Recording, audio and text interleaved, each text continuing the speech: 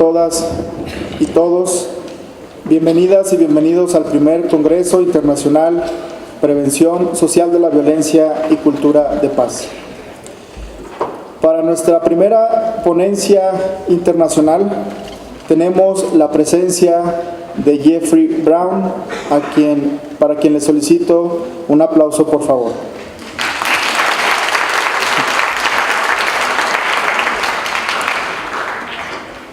Jeffrey Brown es docente en la universidad en Boston, Massachusetts.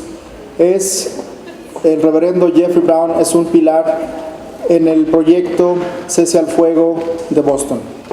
Tiene publicaciones sobre la reducción de violencia y la participación de la policía, la justicia y las alternativas sociales en Boston y en muchas ciudades de Estados Unidos. Tiene un video TED que es muy inspirador. Platicaba con él esta mañana y le comentaba que es uno de los videos que en lo personal me ha inspirado y me ayuda a seguir adelante en este trabajo de la reducción de la violencia, debido a que es demasiado complejo. Sin más preámbulo, las invito a que disfruten de esta conferencia internacional con toda la experiencia del proyecto Cese al Fuego y el Milagro de Boston. Y para ello les pido un fuerte aplauso para Jeffrey Brown.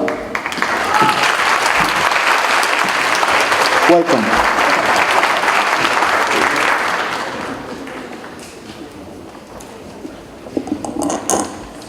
Buenos dias. Unfortunately, that's all the Spanish I know. But it is an honor and a privilege for me to be here and to speak to all of you this morning here in Zacatecas. And it is a beautiful city, absolutely gorgeous, and I can't wait to go home and tell my friends about this wonderful city. But thank you for inviting me and allowing me to come and to tell my story to you today. And as I am speaking, I'd like for you to do two things. The first thing is to think about the challenges you face in your context and to see the ways in which my story can interweave with your context. And then secondly, to think about your own journey of leadership. Because if we are going to overcome violence and see its defeat in our lifetimes, it will take all of us and not just a few. And so I'm the Reverend Jeffrey Brown, and I was a part of a public safety crime reduction strategy that saw a 79% reduction of homicides in a major city in the United States over an 8-year period. And over the nearly 30 years, we have sustained the numbers around homicides and shootings in our city. And I have traveled across the United States and in some parts of the world and have taught the collaborative strategy of reducing violence, partnerships between the community and the city and law enforcement and social services to dozens of cities around the United States, and they have seen similar results in their efforts. In Oakland, California, for example, they just published a report in which they've had a 50% reduction in homicides over the past 7 years, and it was due to their collaborative effort. But if you would have asked me at the very beginning that I was going to be a part of a crime reduction strategy that would have me talk to gang members and drug dealers and anybody else who was out on the street, and police officers and judges and probation officers and city and social services, I would have thought you were crazy. When I first started out, I wasn't planning on being a part of anyone's crime reduction strategy. I had just graduated from seminary and started pastoring my first church, and I was continuing my education. And if you would have said to me, what is your ambition? I would have told you that I wanted to be a megachurch pastor. I don't know if you've ever heard of those pastors, but I wanted a 20,000 member church. I wanted my own television ministry, just like all those crazy preachers. After about a year of pastoring, my membership only went up about 20 members, so megachurchism was way down the road. But if you would have said, well, seriously, what is your ambition? I would have said to you, I merely want to be a good pastor. I just want to be with families through all of the passages of life, of ministry, children that are born, and you bless the children and watch them grow and go off to school and be all that they can be.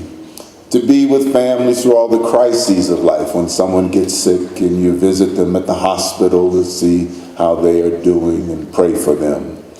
Or through all of those final passages when the matriarchs and patriarchs have lived a long life and you gather the family together when they pass away to remember a life well lived. To be a good pastor for me would be to stand in front of a congregation of people on a weekly basis and to deliver messages that would make a difference in their lives. And to also, in the African American context, be a good community leader, to be able to represent the community through all of the social concerns that happen throughout the day. And that's what I was doing. I thought I was doing it well. I was preaching, I was pastoring, I was representing the community. But there was something that was happening in the Boston area and in the major cities across the United States that caught my attention and the attention of many community leaders. And that was the homicide rate was starting to spiral out of control. And we were witnessing young people shooting and killing each other for reasons that we thought were trivial reasons, like someone stepping on someone's sneaker in a high school hallway, and then after school, instead of a fight, that person would get shot. Or a young man who was standing at a street corner with the wrong color shirt on at the wrong time, and he would get shot merely because of that.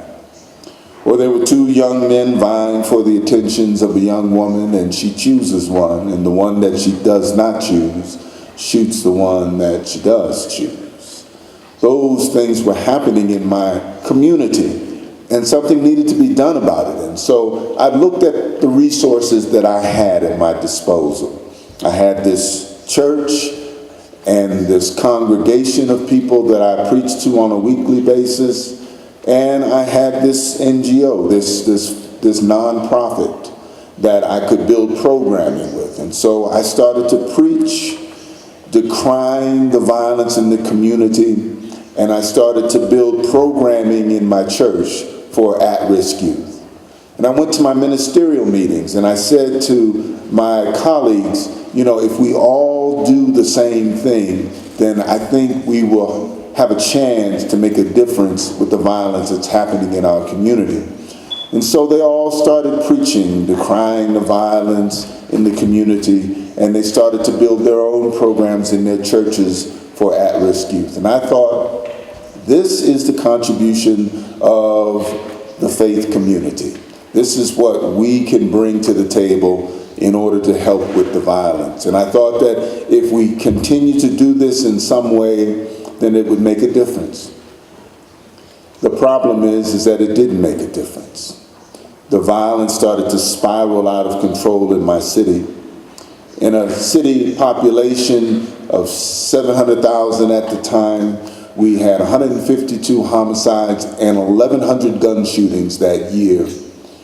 And what that meant was that there were people who were getting shot and killed who had absolutely nothing to do with the violence that was happening on the street. There were people who were getting shot merely because they were in the convenience store trying to buy a pack of cigarettes. There were people who were getting shot at a bus stop because they were sitting waiting for a bus. There were people who were getting shot in a park. The gang activity was on the other side of the park, but as we all know, bullets don't have names on them, and so they would get hit as well.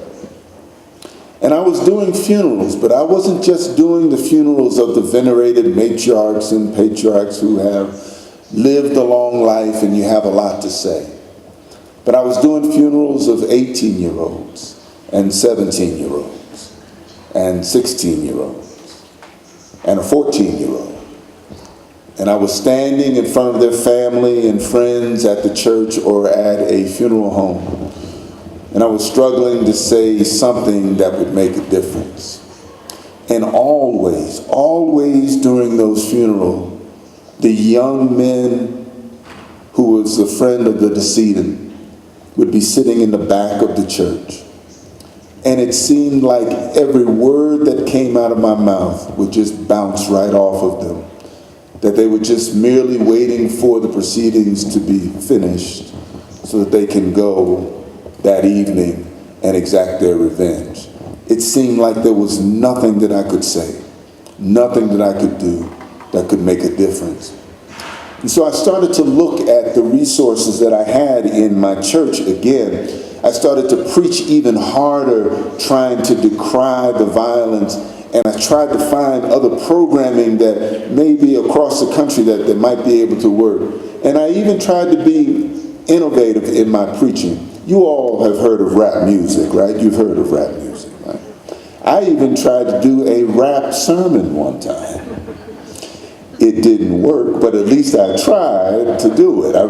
I'll never forget the day that I did it. And I remember after the service, I usually go to the back of the church and to greet everybody as they are leaving. And this young man waited until everybody was gone. And he walks up to me and he says, "Rap sermon, huh, Rev?" And I said to him, yeah, what did you think about that?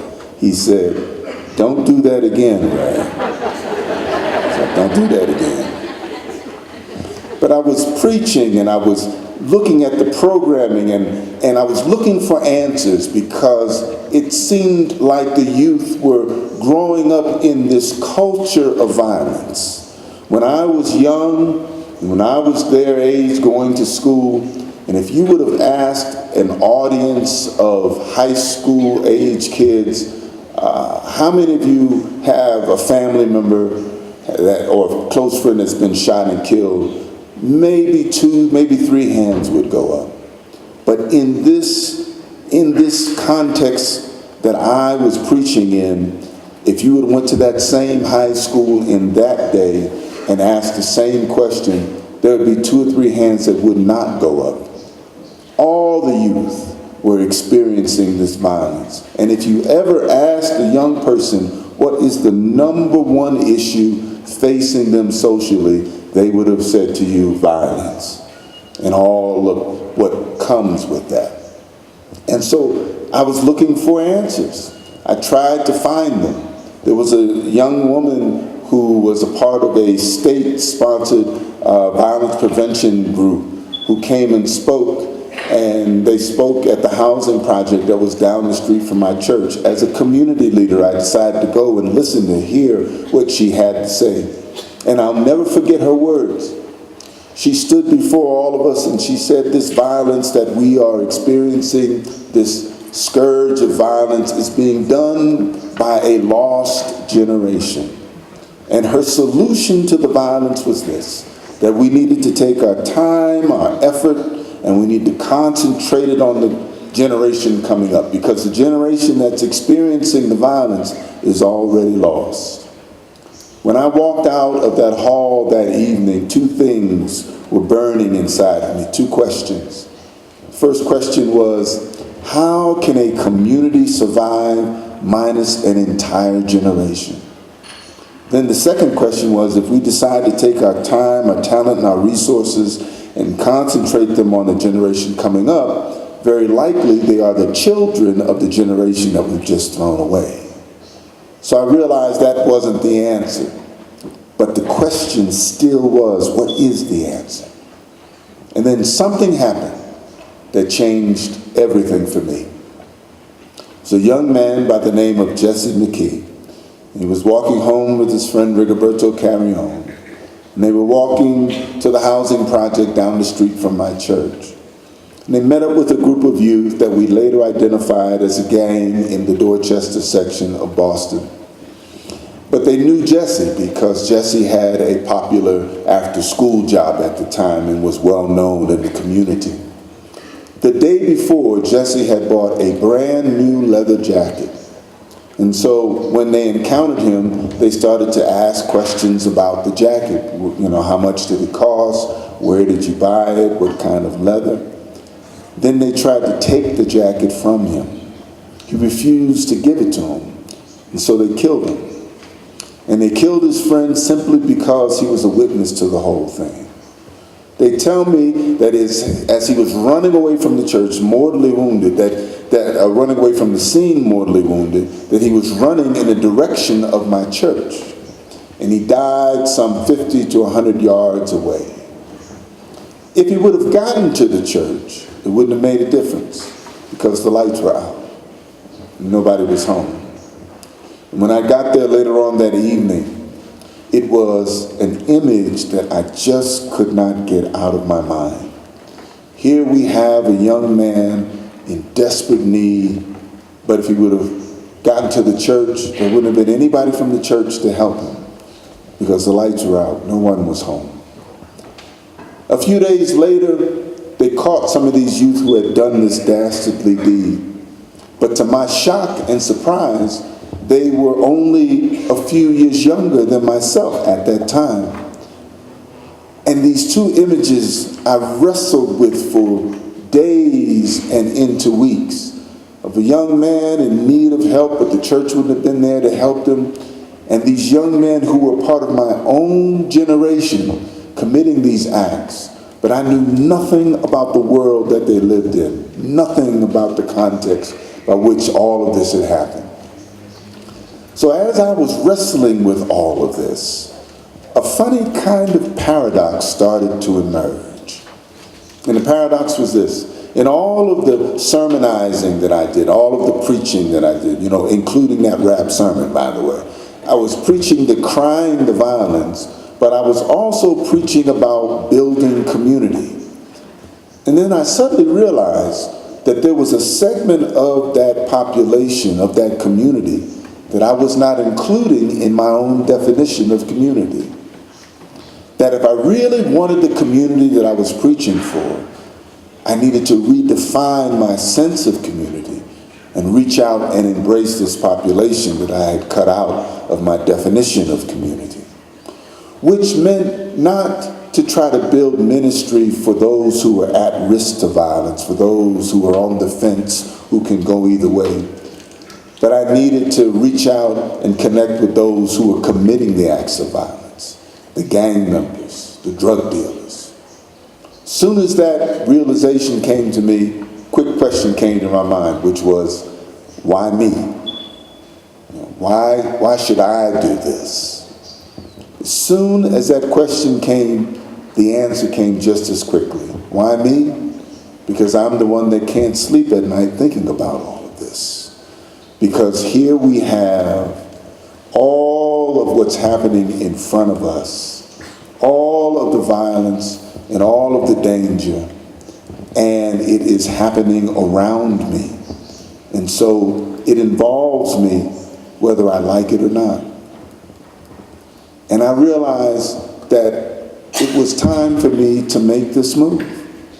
I mean, and I really think that that's how it happens. It doesn't happen with a grand convention of people coming together and coming with agreements and then just leaving in lockstep. I really believe it happens when individuals or small groups of people realize that something needs to change, that we can no longer live this way. it happened with me that way.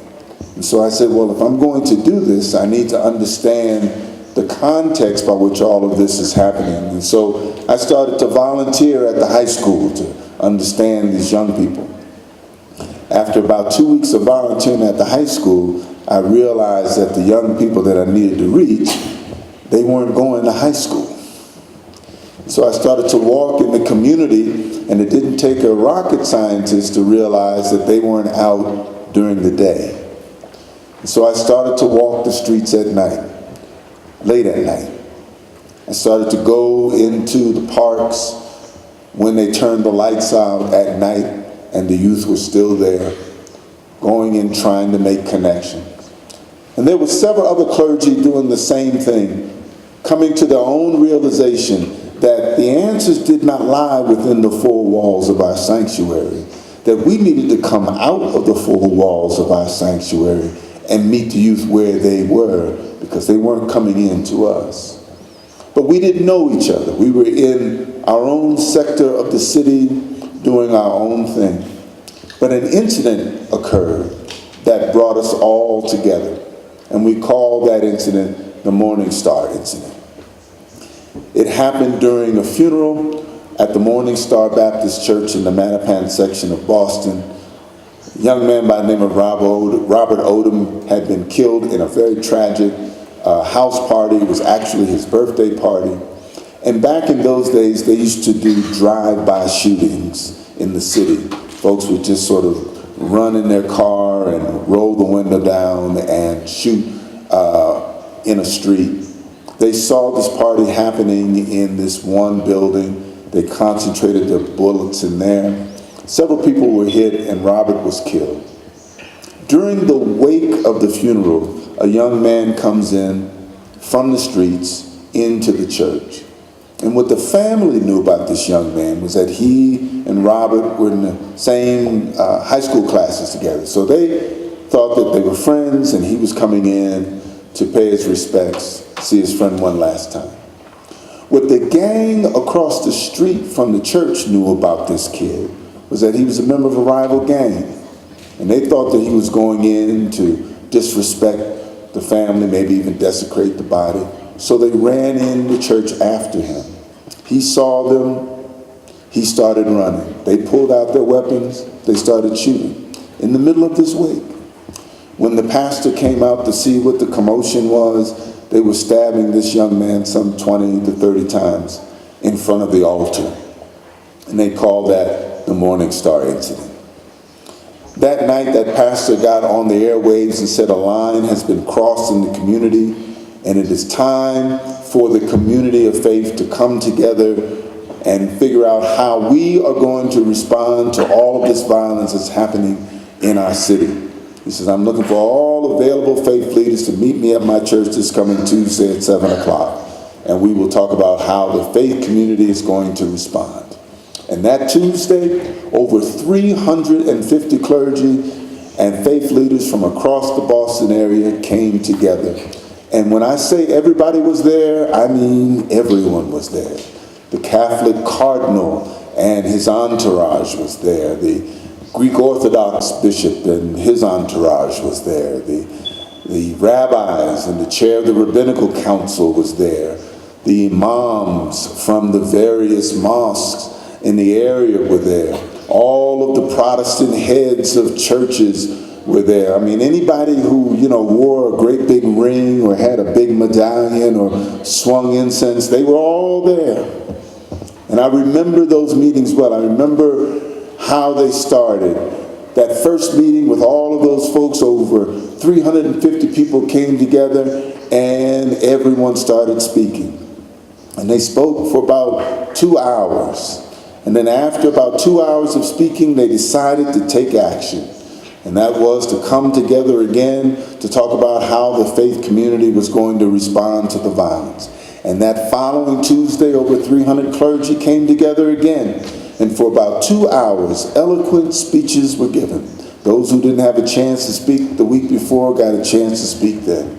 And then after 2 hours of speaking, they decided to take action, to meet again the following Tuesday to talk about how the faith community was going to respond to the violence. And that following Tuesday, the clergy came together again. And for about 2 hours, eloquent speeches were given. And then after about 2 hours of speaking, they decided to take action, to come together again to talk about how the faith community was going to respond to the violence. Anybody get what I'm trying to say here? Sometimes we do too much speechifying and not enough action. And that's what was happening with the clergy. That process went on for about 2 months. And at the end of the 2-month period, they decided that they were going to have committees and have the committees come back and do a report, and the thing just fell apart. But during that period of time, I met Ray Hammond and Eugene Rivers and Nellie Yarborough and Susie Thomas and Gilbert Thompson and Hesse Harris and Bob Fisher and Roland Robinson. And we all started sitting together because all of us had the very similar experience of coming out of the four walls of our sanctuaries and walking the streets at night, trying to make connections and trying to understand the violence with the young people who were committing the acts of violence. And during that last meeting, one of us stood up and said, you know, we've been meeting here for over 2 months, and we have not asked one young person to come into our meetings to tell us what it's like to be out on the streets at night. And we ourselves have not gone out collectively to experience what life is like out on the streets. And as a joke, they said to this person who stood up, well, we'll name you as chair of the street committee. And then everybody laughs. But it was almost like the zeitgeist moment. He said, all right, I would like for everyone to meet me at my house, 49 Harvard Street, Dorchester, this coming Friday at 10 p.m., and we will start the street committee.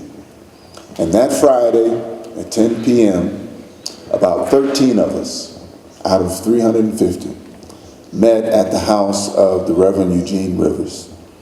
Reverend Rivers at that time lived in the most violent neighborhood in the city. He lived in the Four Corners section of Dorchester. It's the place where they had the largest concentration of youth between the ages of 16 and 24. The police were in and out of there day and night. And even at night, the police were afraid to go in. And he lived right in the middle. And I'll never forget the night that we all gathered there. I remember walking into his house and looking around and seeing who was there. And then he comes downstairs from telling his son a bedtime story. And he looks at us and he says, is this it? And we said, yeah, this is it. And then he said, okay, let's go. And then I said, go where? And then he said, we're going out there. And then I said, well, aren't we going to have like a strategy session or something? Are we going to pray? We're ministers, for God's sakes. And so he said, all right, let's pray. And then off we went. We went up Algonquin Street, took a right onto Washington Street, and we walked from 10 o'clock that night to about 2, 3 in the morning. And then we walked every Friday night and every Saturday night from 10 o'clock at night to 2, 3 in the morning. Now, I would love to tell you, Zacatecas, that when we did that the heavens opened up and the angels started to sing and we started to hear the music and all of that. But it didn't happen like that. As a matter of fact, when I remember and recall those early walks, we didn't get a lot of interaction from the youth. They would stare at us. Some of them would even walk across to the other side of the street and stare at us as we would walk past. Sometimes they would speak. But we kept going because we knew by our previous experience that this was the thing to do. And then after a few weeks, we started to get groups of youth on the route that we would walk. We would always walk the same route. And what we found out at that point, that our route actually passed through several gang territories. So youth would meet us in places that they felt comfortable. And so they started talking to us. Some of them knew our names and everything. And so we grabbed a group of them one day, one evening, and we said, look, we're so glad that you're all talking to us now. But, for a while there, nobody was saying anything to us. So why are you talking to us now? And what they said was fascinating.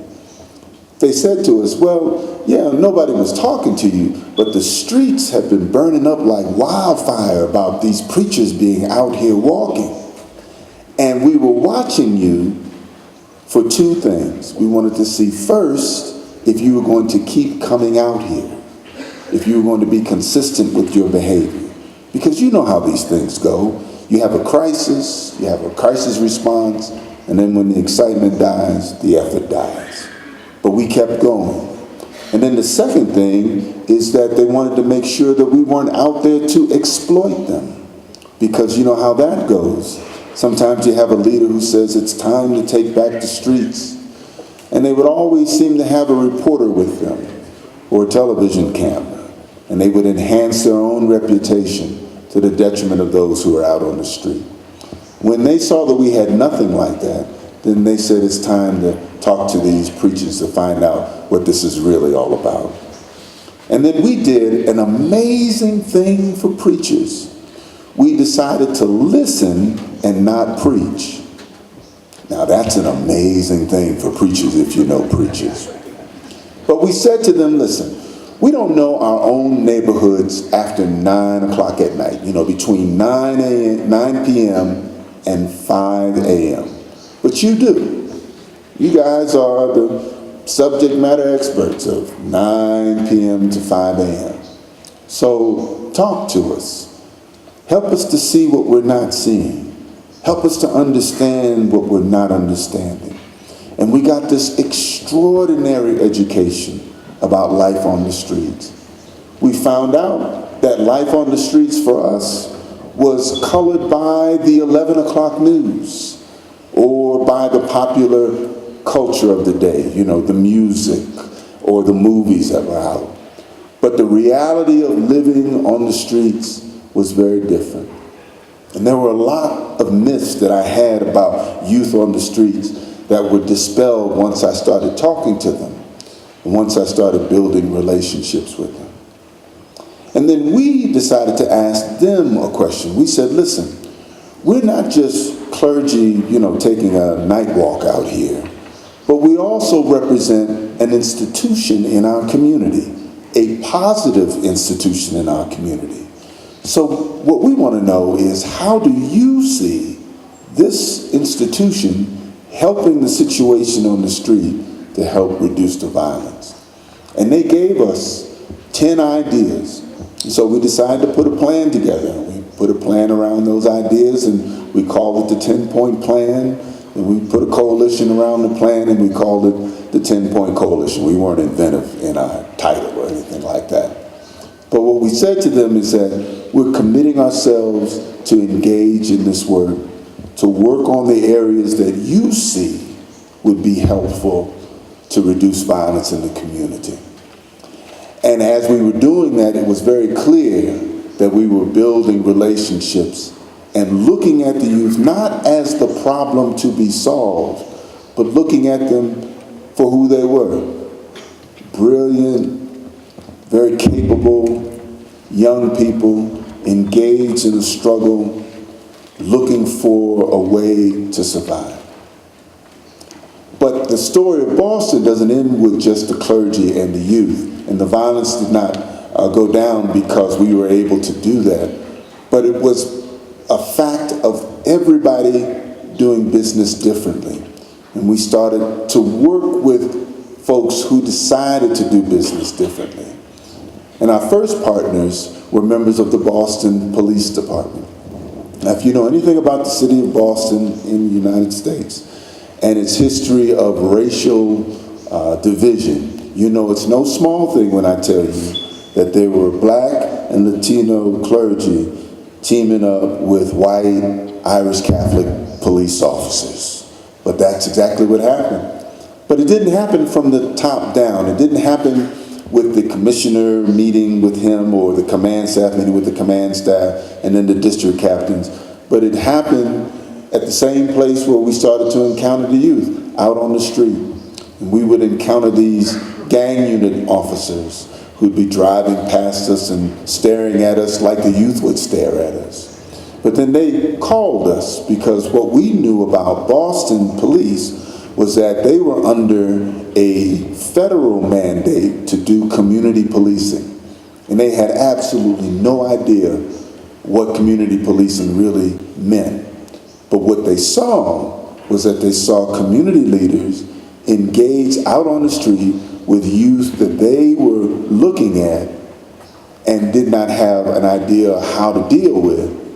And they thought maybe talking with these leaders would help us make a difference.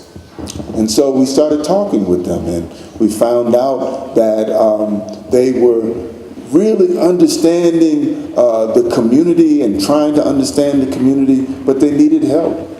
And they would look at the youth on the community that we were working with, and they needed help in understanding how to put things in the proper perspective. There were a lot of violence that was happening, but the reality of it was the violence was being committed by a small population of youth. And so what we would say to them is that you have to concentrate on those committing the acts of violence. They would look at Magnolia Street, for example, see 30 youth, and they would think, well, we have to do a sweep and sweep all 30 of these youth. But because we worked with Magnolia, we would say to them, no, not all these youth are gang members. There are 12 that are gang members, and the other 18 just live on Magnolia Street. And then we would say to them, you are trying to get those who are the shooters, the ones who were committing the acts of violence. Of the 12 gang members, there are only 3 that fit your description. So do your job and deal with the 3, but leave the 27 to us so that we can help give them a different direction in their lives. And we started working with them in that way.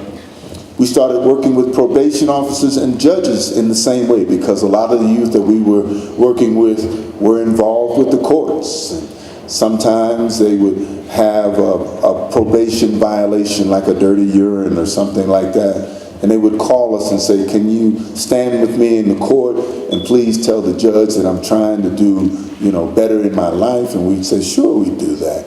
And then the judges pulled us aside and said, look, we're seeing this proliferation of clergy coming into our courts now. What's going on here? So we started to tell them about the work that we were doing. And they said, well, can we get in on that? We're like, sure. And so we started meeting with them regularly, talking about those youth who were involved and the families. And not just talking about policing and containment strategies, but really talking about what can we do with these families so that we can make the families whole, so that the youth themselves would not be engaged in the violence. There were lots of city and community agencies engaged, but they weren't getting the youth that really needed the services that they provided. So we partnered with them, because we had a lot of high-risk youth that we were working with, and we funneled those youth into their programs. And then the city got involved. There were lots of opportunities for summer jobs, but the summer jobs are always for the good kids, if you will, those kids who didn't have records. And so we lobbied the mayor and we said, look, we need jobs for these youth that we're working with. And yes, they have records, but they're actually trying to improve their lives. And so we made provision so that they could have summer jobs as well. And we started working closely with anybody who wanted to work with us. Schools, they were working with us. Those folks who were involved in social agencies, we were working with them. And people started to do business differently, including the youth themselves. And so we went from a high of 152 homicides to a low of 31 homicides. But the more remarkable number was that when we had that high of 152 homicides, Most of those were juvenile related, either the juvenile who was killed or juvenile who was involved in the shooting. We went from that to a 29-month period in which we had 0 juvenile homicides. And that's what they call the Boston Miracle. And people have asked me over the years, what was so miraculous about the miracle? And I usually say to them, it wasn't so much that the youth decided to stop shooting. It was when the adults got together and were able to check their egos at the door and realize that the whole was greater than the sum of its parts and begin to do business differently. And that carried itself all the way up until this day. Has it been perfect? No, I can tell you that it has not. And there have been times in which our homicide rate has fluctuated.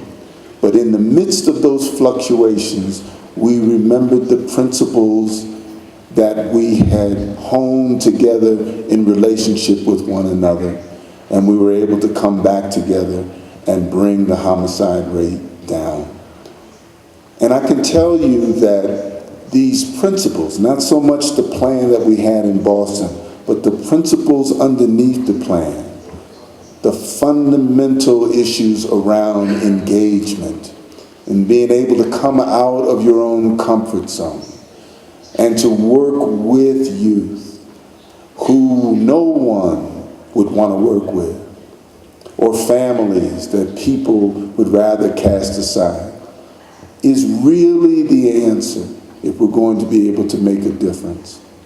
I've been around the world working with groups over the years. I've been to Rio in Brazil, Bogota in Colombia, in the KwaZulu-Natal townships in South Africa, in Freetown in Sierra Leone, in Colombo in Sri Lanka, in Braunschweig in Germany, in North Belfast in Ireland. Different contexts, different situations. Everyone was able to embrace these principles and adapt them for their context. And they all looked different, but they had the same result. Families, communities engaged together. Faith groups, community groups, faith leaders, community leaders standing up. Law enforcement engaged in community-based policing, real community-based policing. And the larger civil society focused on getting the violence down as the #1 issue to do within their city. It's possible. You can do it. And I have faith in you to do so. Thank you very much for listening, and God bless you.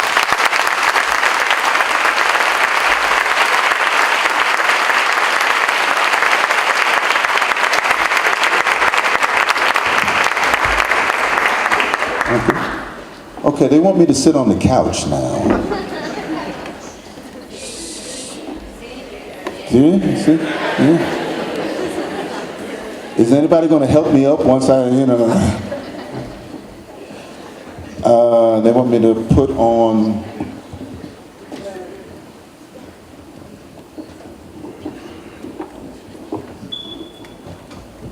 I can hear you.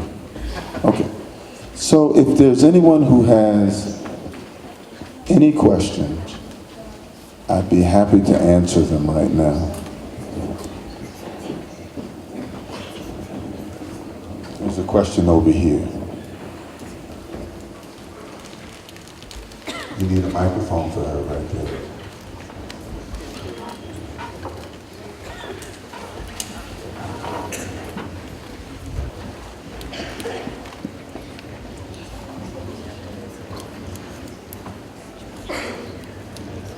You need a working microphone for her.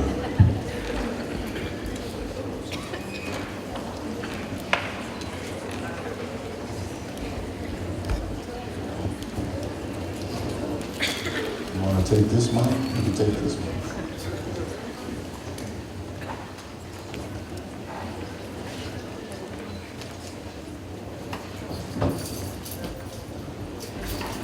Okay.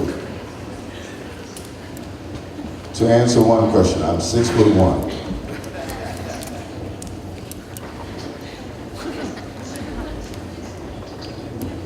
Okay, that'd be good. And I can talk from up here.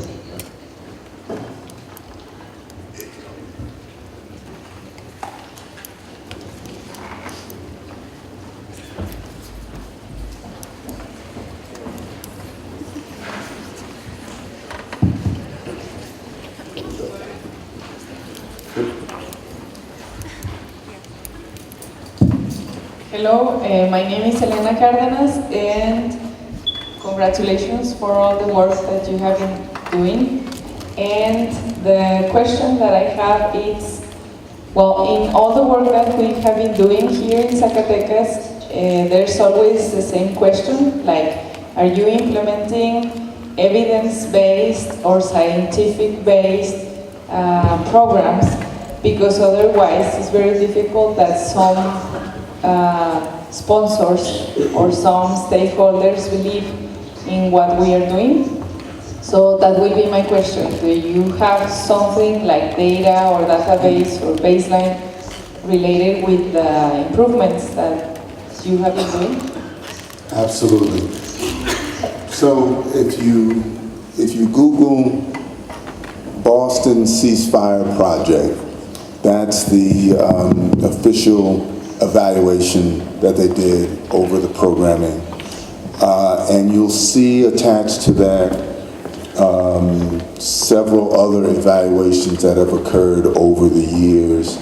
One of the things that we did early on as we were engaging in this work was to become keenly aware that if you didn't have an evidence-based platform by which you can showcase the work, then the funding would not come.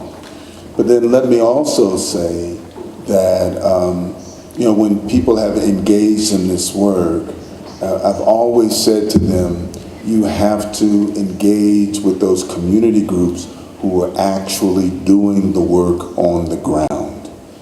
That is critically important. Most of those groups don't have evaluative tools that they use. And so the trick is to have a group within the city to be able to find those groups and to work with those groups so that they can get the results officially done so that they can have the work. The only thing that works, in my estimation, are those who are engaged on the ground doing the work. It's not, an agency, for example, can count the number of people that they serve on a day, but usually those on the ground organizations are not so much concerned about the numbers of people they serve, but they're concerned about their goal of reducing violence. And so if the violence is being reduced, then the numbers are fine. If not, then they need to retool to make sure something like that happens. So that's just a caveat that I would give around that. But there are any number of books that we have had printed around that. There's a gentleman by the name of David Kennedy who was with us in Boston during that time, wrote his own book. He's at the John Jay College in New York City. He's got a whole organization for law enforcement dedicated on this kind of work. There's a book that was just printed by Thomas Apt. It's called Bleeding Out. Thomas is a very good friend of mine, and he basically talks about the power of this collaborative approach and how using community groups as partners is the most effective way to engage in this work. So there's a ton of work around that, and I recommend to anyone who's engaged in this work to really look for ways in which you can work with the Academy around developing the evaluative tools to measure your work. Anyone else? Over here.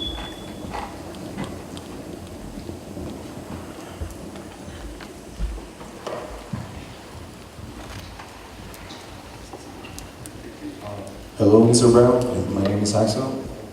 By the beginning, you were talking about the context. Well, I have a question. Which year was this happening? So when we were talking about the work as it initially started, it happened in the period of 1990 to 1998. And so that's the 8-year period that we were outlining. But there have been other evaluations on other years that we've been doing this work in Boston. You can probably Google that as well. But we had a spike again in violence in 2006. And so that was about 75 homicides. And the reasons why was because we took our eyes off the ball. There were people like me no longer at home, but flying around the world, trying to spread the good news, if you will. Those police officers I was working with on the ground, they became, chiefs in other cities and, high-ranking police individuals. And we did not do a good job in succession planning. So the people who replaced us did not have the fire that we had when we were doing the work. So when it spiked in 2006, we got back together again and then did a better job in bringing some of the younger leaders in and teaching them and training them so that when we left, they'd be able to continue the work. And it's continued throughout these years. Right now in Boston, our goal is much higher. So we're still in the 40s in terms of homicides, but every year we're talking about 40 families that are still going through, the death of a loved one and all the trauma that's associated with it. So our goal now is to try to end the era of violence in our city. It's a much higher bar, but that's the goal. That's what we have to do. Thank you. You're welcome. Yes. Mi nombre es Luis Fernando Alcalá, soy pastor de las Asambleas de Dios de Zacatecas y estamos involucrados en el proyecto que está realizando el gobierno del estado para prevenir la violencia. Me gustaría saber los 10 principios que está usando para prevenir, dónde podemos leer más sobre la participación de la iglesia en la prevención de la violencia, si usted escribió algo al respecto que nos pueda ayudar a los pastores o a las iglesias para involucrarnos de una manera más comprometida en la prevención de la violencia aquí en Zacatecas. I am writing something right now because I get that question all the time from pastors who are engaged in this work. And I really believe that it's time for me to get that out there. If you go online and if you look up the Boston 10-Point Coalition, you'll get an idea of those 10 points that we were talking about, but you will see different versions of that coalition work because the streets change all the time. So what worked, in 1990 did not work in 2006. It does not work today. So you have to always adapt because the streets are always changing. But some of those points, may be of some use, to give you some inspiration, some ideas for your context here. But the book that I'm writing is going to be called The Courage to Listen, and I'm actually almost done with it. So it should be coming out soon. I'll make sure somebody knows so that you all will be able to have it. And in that book, I really talk about those principles of engagement. A couple of them I've already spoke about, which is, there's no program that you can create in your church that's going to bring the people you need to come in. So you have to go out. And then, in doing this kind of engagement, it has to be around relationship building. So it's not going out to solve a problem, but it's going out to understand your community in its greater context. And because, you know, as pastors, we get in a bubble with our own congregation and our own people, but there's a larger context that we always have to be aware of. And I could talk to you later about some of the others, but thank you for the question. Yes, sir.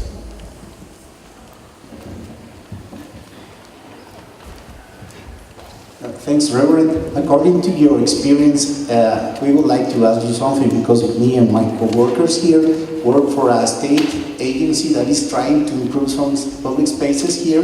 And the thing is that we are working right now in a park here in Zacatecas. And the thing is that we were trying to improve some things there, like trying to put some more lamps for people to see at night. And we thought that it was going to be improve the way of the criminality, the lower the rate of the criminality there, but it didn't happen that way. You know, people are vandalizing things there, and we know that you have your own great experience. If you come from a place that has big parks, we would like just to see, you have a suggestion for us. Yeah, I do. So you know about the graffiti and all of the things that these young people do. The one question I have is, do you have any groups, or is there anyone within your organization who is actively engaged in that area in talking with those young people? Because to try to solve it in a vacuum of no conversation is not going to work at all. We had the same issues for a while in the city, as you might know, and we started talking to the youth themselves. And, you know, we picked up on the creativity and the ingenuity of some of these young people as they were engaging in this work. So we decided to create projects by which they can express their artistic creativity without it being vandalism. And then for some of the youth who were vandalizing in terms of destroying property, our conversations with them were to just find out ways in which we can, you know, engage with them so that they won't have a tendency to do that. And some of the solutions were very simple. You know, one of the things we found out was that, you know, being able to create you know, a sports program, for example, that they would have on a regular basis. And when that occurred, the vandalism stopped because that they saw it as their park as well. And this was their place in which, you know, they can have their talent shine, and so they want it kept up. Another piece around that would be working in coordination with the city around upkeep of some of the spaces. You know, for us, in some of the areas that we worked with, the facilities that were present there were in poor condition. And so, you know, in talking with the youth, we said, look, we're going to improve the conditions so that you can come out and do some things, and then we can organize it for you. But we had to go to the city to have that conversation with them around that. So those are some of the ideas. Thank you. You're welcome. Hi, good morning. My name is Mariana, and I have two questions. First, you say that you have a change in the concept of community, the personal concept. Now, which is your concept? And two, you mentioned that people change the way to do business or make business. I suppose you refer to kind of violence business. So here in Zacatecas, we have a huge problem about business with drugs and criminality. How do you change, or how they change the way to make business? Because I think that maybe is the thing that we are missing in the way that we are trading the balances here. Right. So my concept of community, just to answer both of your questions, my concept of community, is expansive and is ever expanding at this point. It's for those who want to be in community with me, yes, but then people who may not want to be in community with me are still a part of my community. And I think that's what I learned in that experience, that I had to sort of blur my own lines that I had drawn around, what is proper community and what is not. And just allow the community itself to define it. So that helped me to be able to go out into the streets and say, you're still my brother, you're still my sister. Let's figure out ways in which we could live together.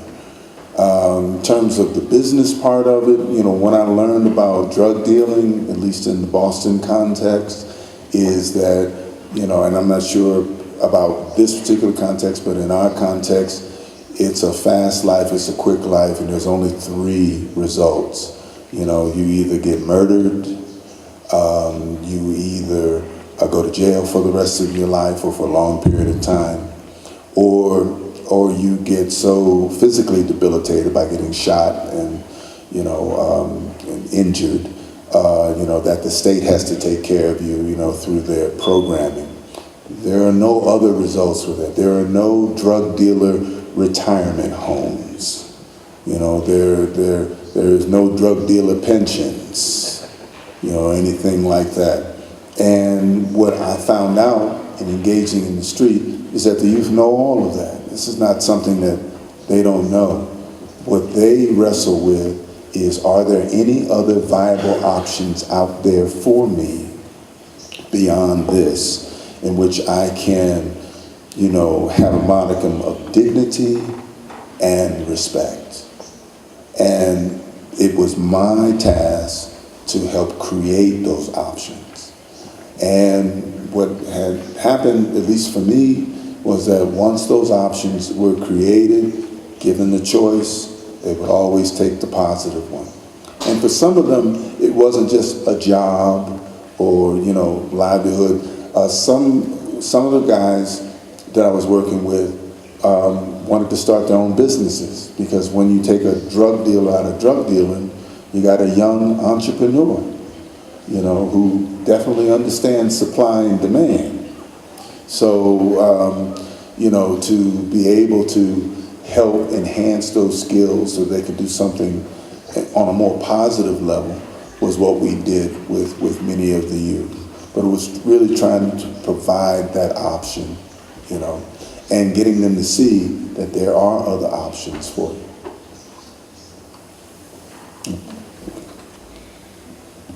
Yes, sir. Buenos días. Mi nombre es Natanael Vargas. Alguien dijo que si quieres destruir una cultura, destruye la familia. Así que mi pregunta es, ¿de qué manera en su programa usted está incidiendo para la transformación de las familias? ¿O qué estrategias, acciones tienen ustedes en su programa para trabajar con la familia? Well, as you know, the violence that we are experiencing doesn't happen in a vacuum. It happens in a context. And there are many aspects to the context that erupts into a culture of violence, right? So for Boston, we had decades of failed housing policies. We had poor education. We had chronic underemployment as well as chronic unemployment. We had poor health care, and then you throw in guns and you throw in drugs, you have this eruption of this culture of violence. There are people who will talk about the breakdown of the family as also being a factor. Although I don't consider that the family breakdowns that we're experiencing necessarily points to the culture of violence. I know many single mothers who are raising children, and they're doing a valiant and laudable job in doing so. I know my mother did that for me, and I see it happening. And I've also dealt with some very violent young men who actually come from two-parent households, and with a house and everything. And you know, the years of experiencing that makes me look at the whole family piece in a slightly different way. And I think that it's important to sustain and to strengthen the family. But what's important for a young person who's dealing with this every day, this violence every day, they need to have an adult in their life who believes in them. They need to have, you know, whether it's a mentor or it's a parent. Some of these kids don't have parents that they could look to. I remember a group of boys that I was working with in a large housing project in Boston. The kids were really smart, you know, kids. The mother was just strung out on drugs.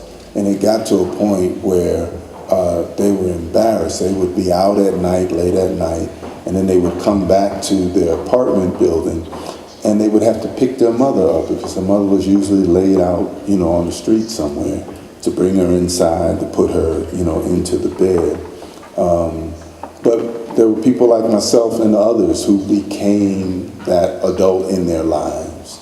We were able to get their mother into rehab, you know, so that she could, you know, dry herself out and get herself together. And we kept, you know, working with these youth, and two of them went back to school, and we had some positive results with them. But it was really around someone who believes in them and whatnot. Because you can have two parents in a household and neither parent is paying attention, you know, to what's happening to you in your life, and you can go south real quick. Any other questions? Right here. Sería nuestra última pregunta. Para pasar a la siguiente conferencia, tenemos ya también ahí a la doctora Macarena esperando.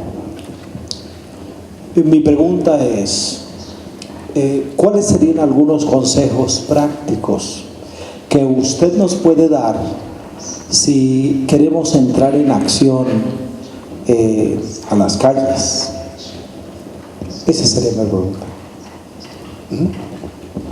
Absolutely.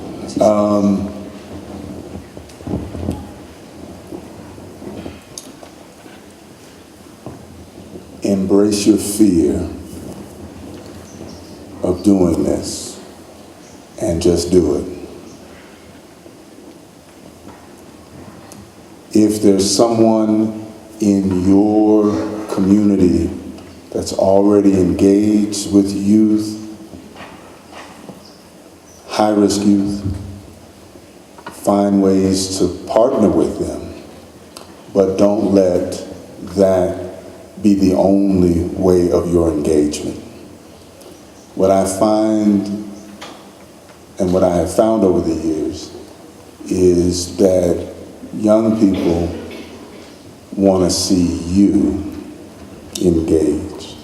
They want to see your face. They want to see your presence. I usually tell pastors, when you have a church, you have the name of the church, then you have your name underneath it. And those youth see that every single day.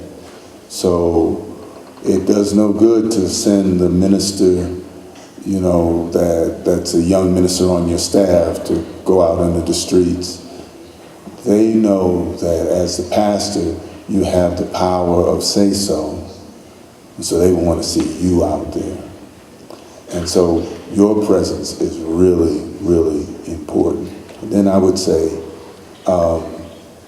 if you're going to engage and you walk up to them, say hello, tell them why you're out there. please don't tell them you're out there to fix them or to solve this problem of violence. Just go out there and say, I'm trying to understand what's happening in my community, and I need some guidance and I need some help in understanding it. Because your goal is about building relationships. It's about people getting to know you and you getting to know them and understanding all of what the troubles are. And that takes time. The initial responses, may be things that you already have heard before, experienced in the media, but it's in that third conversation, it's in that fourth conversation that you'll start to get into the nitty-gritty of what's happening in your context.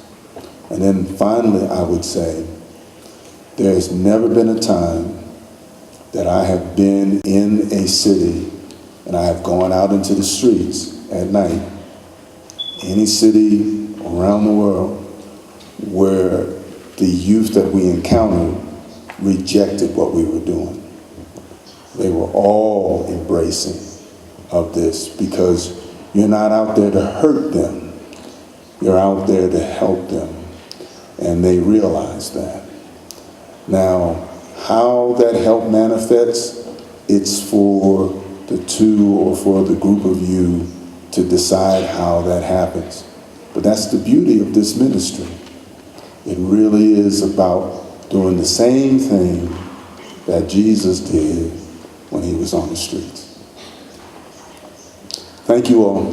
Thank you.